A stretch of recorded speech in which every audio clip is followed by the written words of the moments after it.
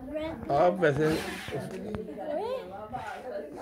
और जी आज ऐयान मुस्तफ़ा की 8वीं बर्थडे है और ये सालगिरह की कटिंग जो केक कटिंग है वो होने जा रही है। अहमद साहब हमारे चीफ गेस्ट हैं। हम स्माइल करें जरा। हाँ जी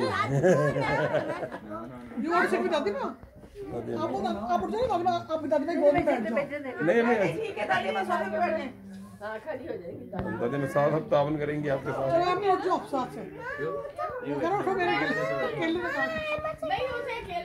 नहीं केले को काटना है, काटना तो आप प्लीज खड़े हो जाएं। आप प्लीज आगे आए। Happy birthday to you, happy birthday to you, happy birthday